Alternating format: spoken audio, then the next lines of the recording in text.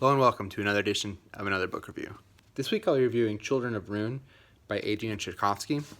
I've reviewed Children of Time for the channel previously, so I won't go into the author's history. If you want to know more about that, please feel free to check out that video. I'll leave a link in the comment section below if you want to check out a spoiler review of that book. For this book, Children of Rune, the sequel, it's going to be difficult for me to talk about it without giving slight spoilers for Children of Time. So if you haven't checked out Children of Time, I do highly recommend that book. So I would say check that book out and then come back to this video. So real brief, spoiler-free overview of Children of Rune. It takes place in the same universe as Children of Time, and the book starts out by following a group of terraformers who are working separately than Kern's group in the first book. So they're terraforming different worlds. They arrive at a planet they're supposed to terraform, and they find out that there is alien life form there. So a discussion takes place of whether or not they should terraform the planet. Ultimately, they come to a compromise, and that kind of sets off the book. We still have the Portids, who are the spider characters from the previous books, and the humans. We see that group.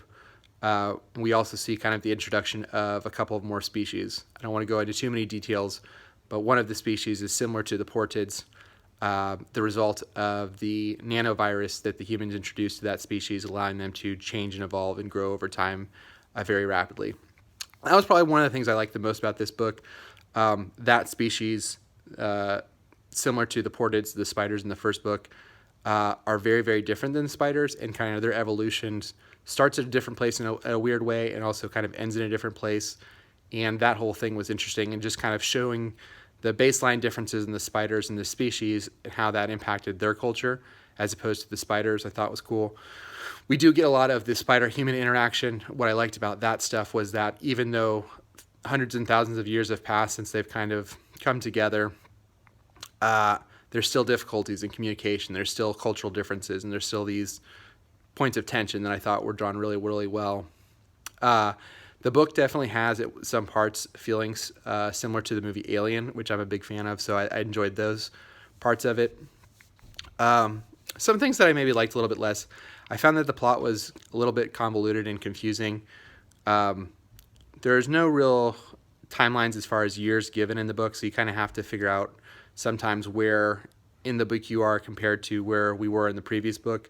I found that a little bit confusing at times. I felt that the book didn't pull me along as much as the first one did. It wasn't as propulsive, and I felt that because there was so much jammed in there, I think the humans and spiders took a little bit of a backseat on this book to other species and other plot points, and it felt at times confusing. I think the ending kind of mirrors the first book in a way that was, while not disappointing, a little bit by the numbers, and I wish that the author had maybe done something a little bit different.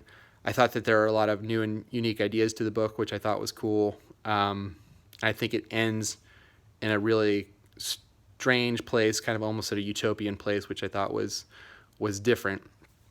So that's Children of Rune. I definitely enjoyed it a little bit less than the first one. I think this one starts a little bit slower as well, and it took me a while to kind of get into it. And it kind of is a natural evolution of the first book. I definitely would recommend it to people who like the first book and want to check it out and want more stories from that universe. But I definitely feel like it's more of taking that world and rehashing some of the elements in that world, and then kind of putting the plot in kind of a logical place. And it wasn't as maybe revolutionary or as exciting as the first book, but I definitely still recommend it. I still think it's really well written. I think there are a lot of cool ideas in it, but wasn't quite up to par with the first one. So that is Children of Rune, and next time I'm going to be reading A Clockwork Orange. As always, feel free to like the video, subscribe to the channel, and feel free to leave any comments in the comment section below. I also have my Twitter handle there if you want to follow me on Twitter. Until next time, bye.